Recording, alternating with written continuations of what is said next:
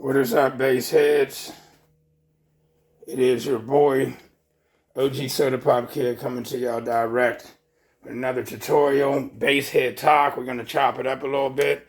I got bass head stories, man. I got stories galore. And I'll be like doing this from time to time during the winter, coming down here when I fire up my car. Like once a week during the winter to make sure the fluids are flowing and everything. Like every Sunday, I would come down and fire the car up and let it run for about 10, 15 minutes, and make sure everything's cool. And then I'll take and cover up these amps with towels and all of that so they don't, moisture don't get to them. Yada, yada, yada. All right, so first things first, I'm going to start this off like this, all right? All right, for one thing, I'm one of them type of people that treat people the way I would want to be treated. I've always did that, and I don't like being judged. I take people judging me personal, because you can't judge somebody by how they look, until you get to know them. I don't do that, no matter how you look. You could look like your ass stink all day, but I wouldn't know if my nose wasn't down there. You know what I mean? I get to know people first to find out what kind of character they really have or what kind of personality that they really have. You know what I mean? And when people judge me, and they do that all the time, he looks mean. Well, a lot of people look like a lot of stuff to me in my world. Like I said, some people look like their ass stink all day and they don't wash their butt. Period. Doo-doo draws. I mean, they look like that. But how do I know? And what do I care? You know what I mean? I ain't involved in that. You know what I mean? So, people say stuff like, oh, he looks mean, or people approach me, certain people, like, how come you don't smile? Why don't you smile? You don't smile either, ever. You look like you pissed off since the day you were born and want me to smile. What is that going to do for you? You know what I mean? Like, seriously. And then there's people that thought I was mean, and then later on, hey, when I first met you, I thought you were mean. I was like, why? Did I do something to you? No. Did I say something bad about you? No. Then why did you think I was mean? I don't know. You just look mean. Well, you look mean too. You know what I mean? Like, seriously, man. Because I'll take that personal, and then when you come out of your little shell, I won't like you and won't want to be friends with you because you're judgmental. You're walking around here like your butt don't stink. That's what I'm going to think. You know what I mean? Some people act like the world owes them something, man. I done ran into so many people in my 60 years of living. That's why I got so much common sense, man, and so much history behind my life story, and who I've been around and who I've met and things that I have went through. I went through a whole lot of stuff, people. You young by some, but I've been through a lot. No, you haven't. Not yet. You'll get there. Okay. So that's just that, man. I treat people the way I want to be treated. If I'm mistreated by anyone, man, it's over. We'll never be friends. We'll never be cool. I won't even have a conversation with you. I'll just stare right through your soul. And I ain't kidding either. You know what I mean? Period, man. I don't, I've been being judged my whole life, ever since I was a kid. A lot of this stuff I talk about is traumatized when I was a child, man. Been traumatized, been judged all through elementary, middle, high school when we didn't have anything, getting laughed at and, teased and ripped on all day. Every day, man. I dreaded going to school because of the class clowns I was going to be ripping in front of all the girls and all of that, man. You know what I mean? And then when you grow up and you start, getting somewhere in the world, the same ones that was jealous of you and ripping on, the same ones that was ripping on you now become jealous. It's never ending. You know what I mean? And I'm one that would tell somebody nowadays to go suck something in a heartbeat. You know what I mean? Them little timid elementary, middle school days is over, buddy. That's over. All right, now let's get to some bass hitter stories. Okay? So, I'll tell you a story about back in the day. All right? Went before I was competing, man. Back like in 1990, 91. You know what I mean? When I was using Pyramid. A mechanic I used to go to named Tim down there in the Strip District. He had a shop in the Strip District. Right next to him was this Indian guy that had a big ass warehouse. His name was Sanjoy Das. The mechanic's name was Tim. And Tim had a little bit of knowledge of doing, little builds, regular 6x9 builds and stuff like that. And he used to go right next door and buy Pyramid. So Sanjoy sold Pyramid. He turned me on to Sanjoy. You know what I mean? And that's back when Pyramids was like $50. It was like a $50 speaker, $75. And the amps were cheap. But they were good for what they cost. They were good. So when I started using the Super Blues, the 12s, I use the 12s and 15s. I use the 10s on a couple occasions, but it's mainly the 12s and 15s. And I used to build the little walls in my car, which was 2 boxes. I would build 2 boxes and stack them on top of each other. And bolt them on top of each other, bolt them. And then block off the sides and all that. You know what I mean? And I was running a PB1000, and I ran the PB810, was a 4-channel. The PB1000 was a 2-channel. This is before they came out with the one monoblock 1-channel amplifiers. Okay, I remember when they came out with the monoblocks. It was around 2000 when I first brought my first monoblock, and that was a Lanzar 1200D. Okay, that was the first monoblock that I bought, and that was around 2000. All right, but let's go back. The Pyramid. Now, I told you about all these shops we had back then. Audio Communications, Yaka Brothers, Powerhouse, Speed of Sound, Dr. Ray's, Dr. Frankenstein. Just a couple days ago, one of my bass head buddies, Dre, he usually comes to the shows, and he has a build. He has like 2 or 3 cars with builds in them. Okay, now the truck he drove over my house was a Nissan. You know what I mean? I didn't even know he had this truck, and he got 2 Sundowns in there with a Salt 6K running them, and man, that sounded good with a Kenwood deck. And he took me for a ride, and I had a break. He came and hung out at the barber shop, and I had a break. Actually, he wanted to get the back of his hair, back of his neck done and all of this, that, other, lined up his beard. He never came in to get a haircut or nothing, and we was talking on the phone, chopping it up for a couple hours while I was cutting hair. And then he'd say, "Hey, man, I want you to, do." I was like, "Come on out, man. I got a break. Come on out." So he came out, we chopped it up about car audio the whole time on the phone, and he came on out. We chopped it up. I was like, "Hey, man, he's like, well, I drove the Nissan out." He's like, "I got 2 Sundowns in there, Sundown 12s, ZV, I think they're the ZV5 or 6s, and a Salt 6K. I was like, "Let me hear it, man. Let's go around the block real quick." We drove up a few miles. And man, it sounded good. I was like, them Sundowns do hit different. And I was like, "Yo, bro, how come you never compete? You just come to the shows?" I was like, "Bro," I'm hearing a 55 in this. Just 212. I mean, it sounded good. And I was like, "Bro, dude, you don't enter, man." And then this other truck, he has 2 signatures in there, and then a Godfather 11K. And I was like, "Dude, you don't," and that sound good too. I sat in there at a show. I was like, "Dude, you need to get in the lanes, bro." I was like, "Seriously." He was like, "Oh, I really don't care about that." But anyway, me and Dre has known each other for a long time. And everything that I've talked about, he can vouch for. Because he actually tells me he watches the videos, but he never responds to nothing. You know what I mean? I was like, "Bro, everything." He remember all of the shops I talked about. He remember all of the guys, Brian Ramsey and Brian Bay and Joel Flowers and Pink and Harold Berry and Ray Childress. He knows all of them guys and what they had in the vehicles as well. And we got to chopping it up about all of that and then some. And then I got reminded of some stuff I forgot about. Then he got reminded of some stuff he forgot about. You know what I mean? And we got to talking about the bashers and stuff and all of that, man. In the same way I feel he feels, and a lot of other of us OGs. You know, the cats that run their system and not their mouth like the form that's up on there.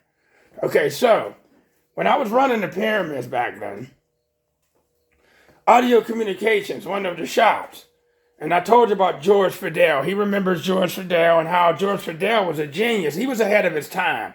I'm going to tell a lot of y'all dudes, George Fidel was ahead of his time. He was using software way back then for ported boxes and had graphs of how the speakers would sound and how they would play. George was like ahead of his time. I'm serious. We didn't have a YouTube or cell phones. We had none of that back then. None of that. Life was harder.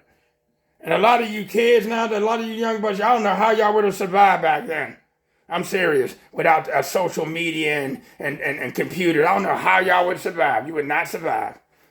Okay, but anyway, George was ahead of his time. And so George, you know, I would go up Audio Communications, and one time I told y'all they did do me an infinite baffle. It was like $400 for that then. Okay, and I went there, and I told you about when I ran Kicker Free Air 15s, and when I ran the comp, you know, the competition 12s, and yada, yada, yada, and Phoenix Gold, and acoustic 460s, and all of that. And when Lanier Power was out and all of that, and Dre remembers all of that too. Okay.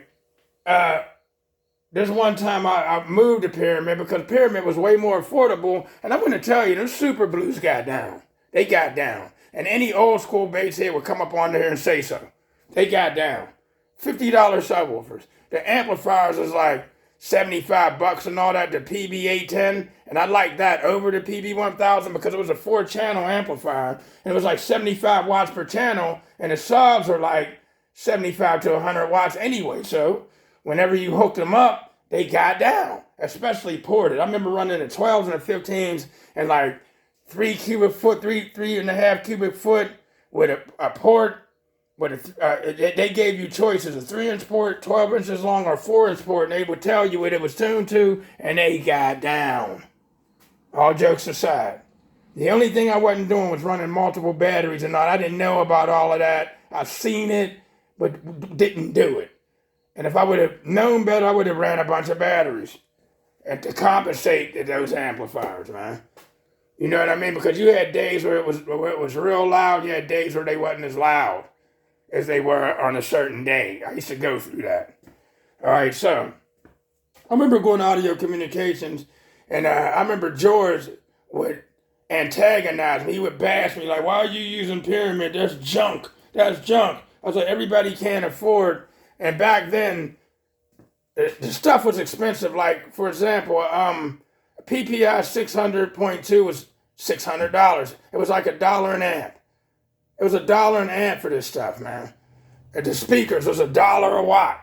I was like, everybody can't afford $150 speakers, bro.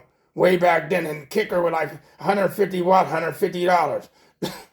It's not more than that. I was like, everybody can't afford these expensive speakers and everything, and you gonna tease me because I'm not buying it? Give it to me. You know what I mean? And a guy named Steve owned that Audio Communications, and I got told by Dre he had a brother. See, I didn't know who his brother was. See, I learned something new. So, one day, you know, and a couple of the clerks was like, yeah, Pyramid is junk. So one day, I had by this time I had a 1974 Plymouth Valiant. They look, Plymouth and Dodge is the same company, so they look just like a Dodge Dart, but it had 4 doors. Just think of a 4-door Dodge Dart or the Swingers. They all looked alike.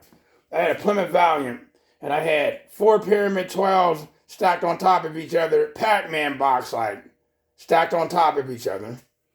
Okay? I had a PB810, and they had this truck down there that had 4 Kicker Competition 15s in it, and a PPI Precision Power 1200.2.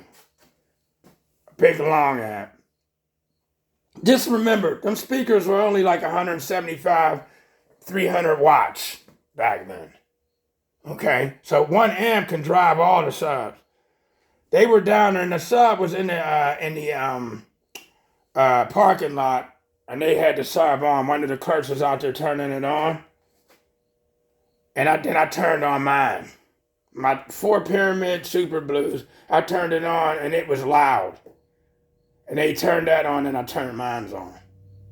And then they turned theirs off. And then the clerk was walking in the shop and I was like, yo, dude, sounds like my 4 Pyramids are louder than them 615s. You know what his excuse was? Your box is poor to dust sealed. I was like, go ahead with that, dude. You got a $1,200 amp in there and 6 $200 a piece speakers, and come on, man. Built by y'all. You know what I mean? The infamous, the world famous Audio Communications, man. I was like, and that's the excuse why you were teasing me. And he kept it moving. I was like, yeah, like I thought. You know what I mean? Boy, I'm telling you. Anyway, let me move forward. There wasn't a lot of bashing going on back in those days. And just like I just seen a post on I Just Want to Bang, and them guys, they took down my post that I'm selling my stuff. The post was up, but it's been removed. I Just Want to Bang Harder left the post up of me selling my equipment. And I'm wondering why y'all took down the post, bro. You know what I mean? It was up and it got removed. Like, okay, for what reason? All right, man, to all you guys that's on there, just helping me out with selling the equipment, y'all's, putting up, I'm commenting, putting up y'all positive comments. Thank y'all for that, bro. You know what I mean? Because I do want to get rid of them so I can move on, to the next speaker. And I got amps in replace of those other amps right here. And it'd be, no, I'm not getting rid of these Stetsons. And everybody's becoming interested in these Stetsons. It's kind of funny. But anyway, I went on and I put it up on Marketplace a couple days ago. And everybody's coming at me talking about trading something. I was like, no, I don't want to trade anything. So I had to go back up on there and edit my post. No trades, prices are firm. One dude came at me and was like, $1,600 for all eight of the 12s? And I was like, no, dude. I already cut the price down from what I bought them for. They're only a month old, played only 4 times.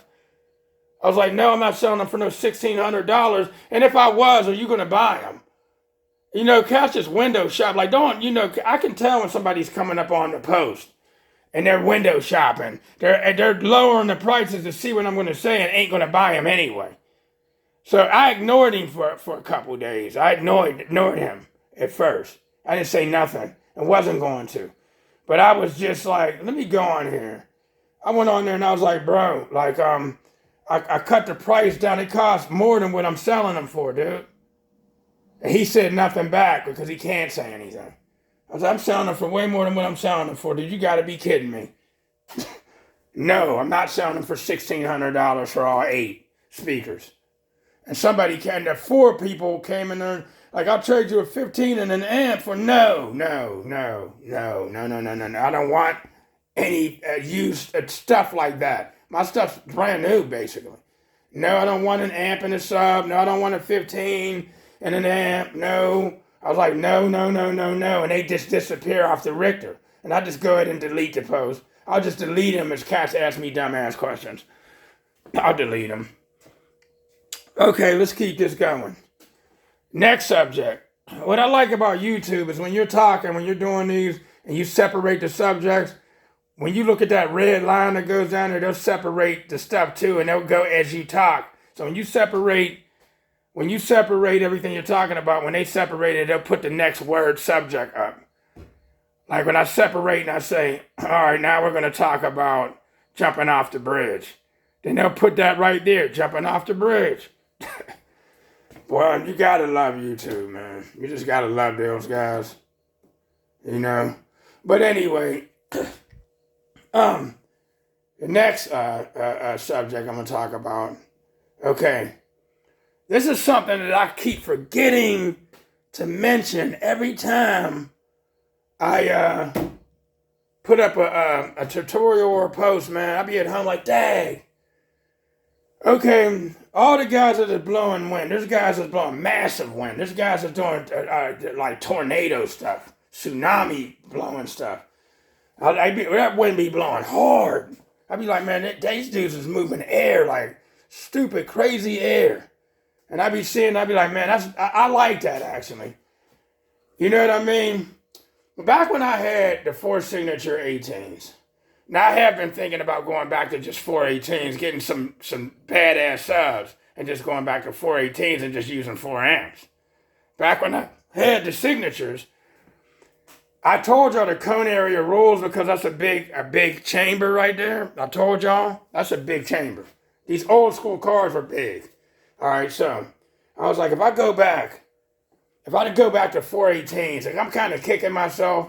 But then some people will try to tell me, well, you got a lot more motor force and power now.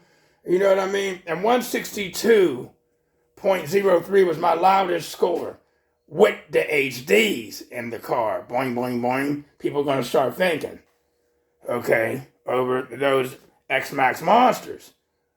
Which the X-Max monsters does more watts, got a 3.5-inch voice coil, and they're supposed to be 7,000. Okay.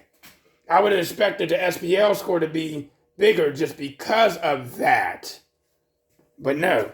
So, when I had the signatures, you got to look at the cone area. It was like 1,059, it's 418s, over 904.36 of cone area with the 812s. Okay? So, when I told y'all when I was running Autocraft AGMs in the car at that time, and I had 4 VFL 12Ks at the time, and I got 5,969 watts out of those amps with that electrical setup.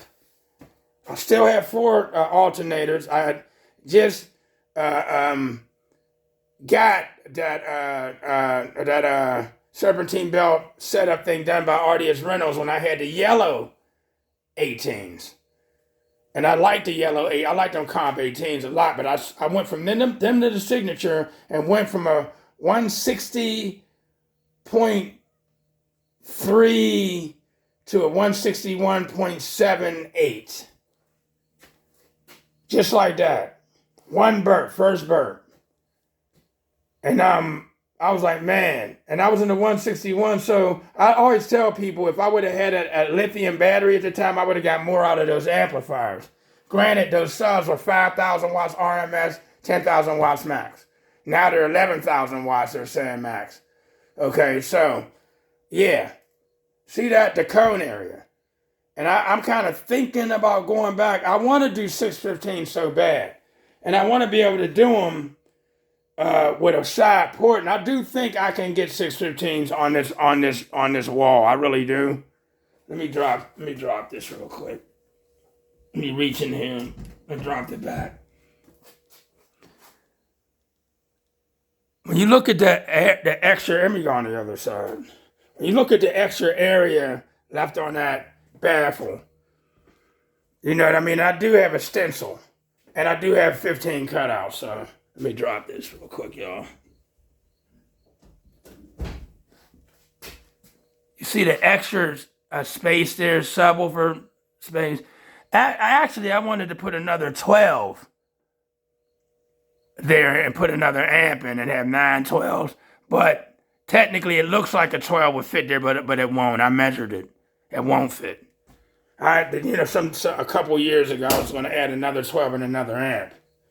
You know, it had 9 12s and 9 amps. And there's places in here to fit another amp, like on the side right here. You know what I mean? I was going to do that. And I couldn't fit another 12. But I think I can get 615s on there. And with a top port as well. Because I got 36 inches and a half inches from top to bottom. Okay? You know what I mean? And I was thinking, like, man, I can fit 615s on the side, just like this. And that's a lot more cone area than, it's more cone area, actually, than 418s. That would put me over the top. And with the speakers I want to use, that'll put me up there. Boom. And then I go down to 6 amps. You know what I mean? I only be able to use 6 of these. I'll just redo this and line them up the same way, but 3 and 3.